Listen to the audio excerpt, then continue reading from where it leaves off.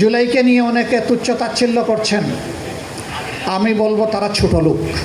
আমি গভীর শ্রদ্ধার সাথে স্মরণ করছি এবং দোয়া করছি 2006 সালের 28 অক্টোবর লগিবুইটার তাণ্ডব, 2009 সালের ফেব্রুয়ারির 25 এবং 26 তারিখ পিলখানা হত্যাকাণ্ড, 2013 সালের 5ই মে শাপলা চত্বরের হত্যাকাণ্ড, 2009 থেকে শুরু করে 16 সাল পর্যন্ত বাংলাদেশ জামাতে ইসলামীর শীর্ষ নেতৃবৃন্দকে মিথ্যা মামলায় ফাঁসিয়ে দুনিয়া থেকে বিদায় করা,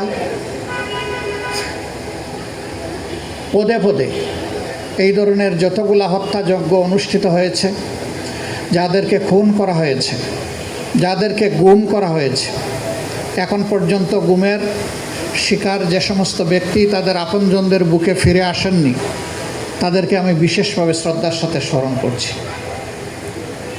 একান্তভাবে স্মরণ করছি জুলাইয়ের 1 তারিখ থেকে শুরু করে আগস্টের 5 তারিখ অর্থাৎ 36 জুলাই পর্যন্ত বুক চিতিয়ে লড়াই করে যারা ফেসিবাদকে বিদায় করে বাংলাদেশের মানুষকে মুক্তি দিয়েছেন, তাদের সকলকে গভীর শ্রদ্ধায় স্মরণ করছি।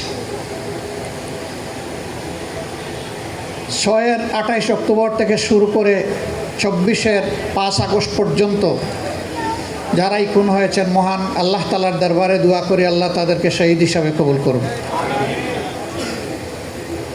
যারা আহত পঙ্গু হয়ে কষ্টের জীবন বয়ে চলছেন, তাদের প্রতি সহানুভূতি জ্ঞাপন করার পাশাপাশি সরকারের কাছে আহ্বান জানাবো তাদের পাশে দাঁড়ান, সুচিকিৎসার ব্যবস্থা করেন এবং সম্মানের সাথে জীবনে বেঁচে থাকার সুযোগ তৈরি করে দেন।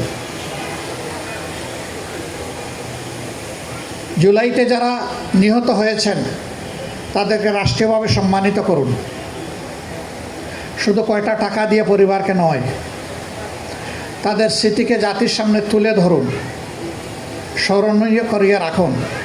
কারণ এখনকার যে সরকার এই জুলাইয়েরই ফসল, আমরা যারা বিরোধী দল জুলাইয়ের ফসল। কিন্তু আফসোস অনেকেই উপকার ভুলে যান, স্মরণ থাকে না।